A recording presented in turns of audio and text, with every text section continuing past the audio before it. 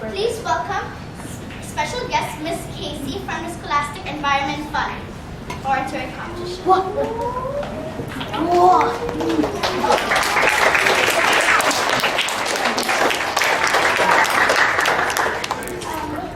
Scholastic Environment Fund hosts a speech competition every year.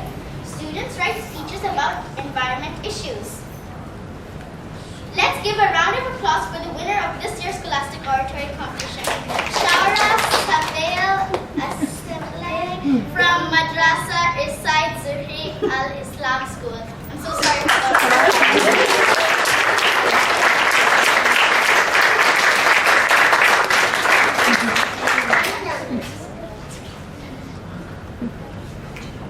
Good morning, everyone.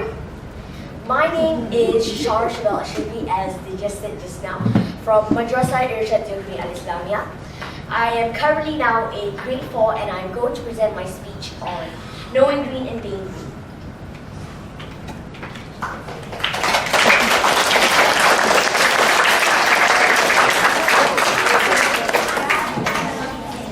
Why am I here today? And with the same question, I would like to ask each and every one of you seated for this event today, are we all here merely for a competition or for a greater cause?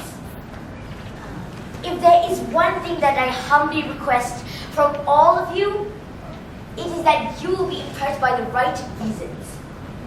All around us, out there in the biosphere of our planet, Mother Nature has been weeping, yet we have been ignoring her. Can we see what is really happening to our environment up till this day? Or have we just taken a backseat to just live and let live? With the haze issue currently at its peak, it is terrifying that so many of us here still fail to grasp its devastation. We settle for short-term conveniences, yet do not bat an eyelid even as the problem gets bigger. There's haze outside?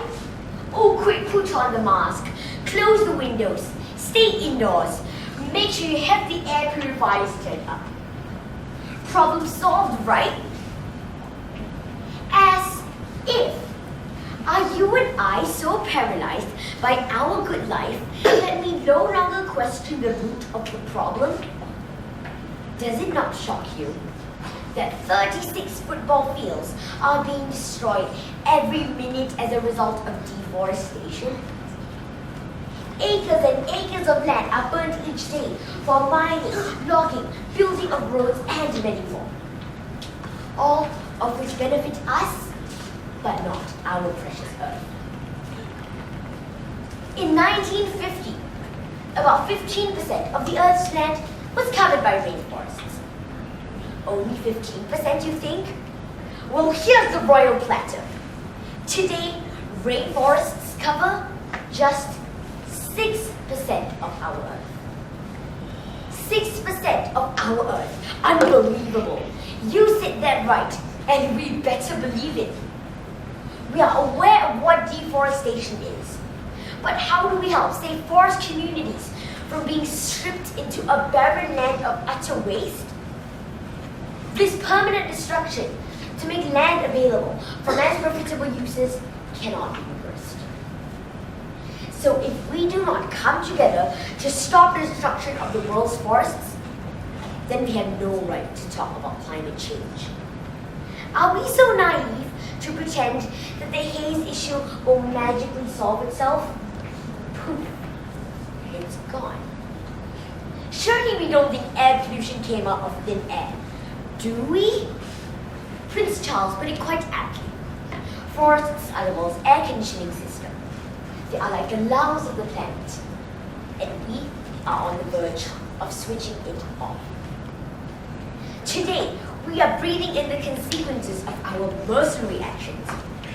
From deforestation, air pollution, the rising sea levels and rising temperatures. Need I even spell them out further? Perhaps famous Jane Goodall, or better known as the Crusader of Chimpanzees, said it best, quote, "You cannot get through a single day without having an impact on the world around you. What you do makes a difference, and you have to decide what kind of difference you want to make," unquote. So, what would propel you and I to act on this disastrous issue? Doubtless to say, the damage has been done. So where do we go from here? We know about the extinction of animal species resulting from illegal hunting and poaching. Yet, what steps have we taken to protect these animals to live in their rightful habitat? Such killings have resulted in an increase of the extinction of animals by 1,000 times the normal rate. So you see, these environmental scars did not just appear yesterday. We vaguely know what the term is. But how about the solutions? The solutions to solving all these critical issues around us. 2 months ago, July 2016, was the hottest month in recorded history.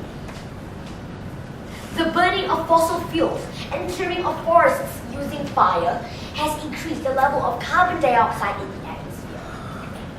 So, how shall we curb and overcome that, my friends?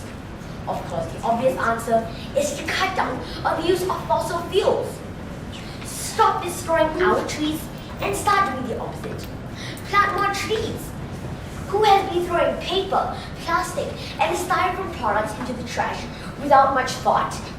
Sadly, it is us. And where do they end up? In the landfills, of course. And what happens when this overflows? It tips over to illegal dumping in the oceans, which in turn leads to marine pollution. Beyond any shadow of doubt, it is no longer a mere choice. It is a need. We must replace our mindsets from knowing green to being green, because that is the only way if we want our tomorrows to stop shedding its tears. And at the core of our actions is our daily habit of recycling.